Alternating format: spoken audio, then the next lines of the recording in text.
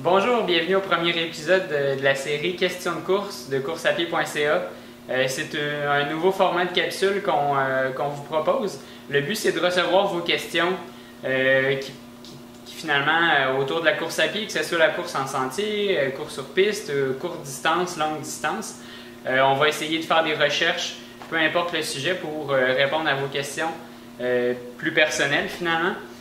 Donc, on va commencer avec le premier épisode. On a reçu une question d'Isabelle. Oui, Isabelle nous pose une très bonne question.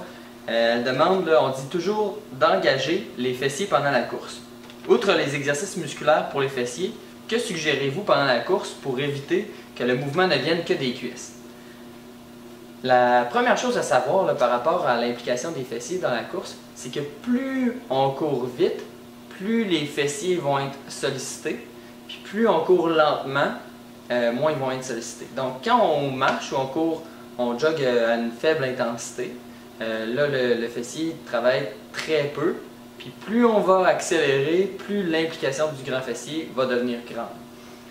Pourquoi présentement il y a plusieurs entraîneurs qui proposent de travailler l'implication du grand fessier? C'est parce que quand on regarde des coureurs de haut niveau, on remarque que leur grand fessier travaille fort pour leur permettre de courir rapidement. La question qu'il faut se poser quand on voit ça, c'est est-ce que c'est l'implication du grand fessier qui fait qu'ils courent vite ou est-ce que c'est parce qu'ils courent vite qu'ils ont besoin que leur grand fessier soit très impliqué?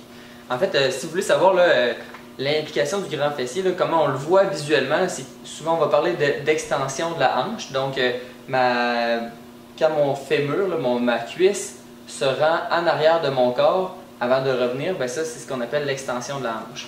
Donc quelqu'un, en général, les athlètes de haut niveau ont beaucoup d'extension dans leur hanche.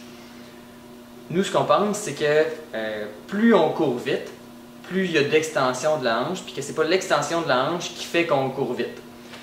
Sachant ça, ben, ma suggestion, ce serait pas nécessairement d'essayer de réfléchir, de vous concentrer à travailler plus avec les fessiers pendant que vous courez. Si vous voulez vraiment solliciter plus les fessiers, la première étape, ce serait peut-être d'intégrer de l'entraînement par intervalle dans votre entraînement.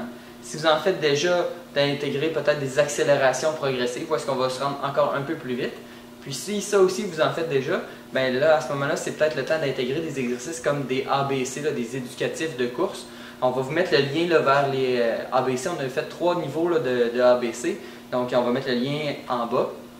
Puis ça pourrait vous aider à augmenter l'implication de votre grand fessier dans votre course. On se rappelle qu'on intègre progressivement les nouveaux exercices. C'est quelque chose que vous ne faisiez pas. On y va au début une fois par semaine, ensuite 2 fois. Et on augmente à la fois l'intensité et à la fois le volume qu'on en fait de façon progressive.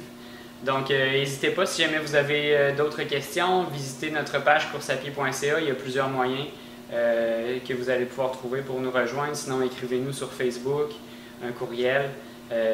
N'hésitez pas à nous faire part de vos questions, puis on pourra probablement y répondre dans une prochaine capsule. Merci et à bientôt!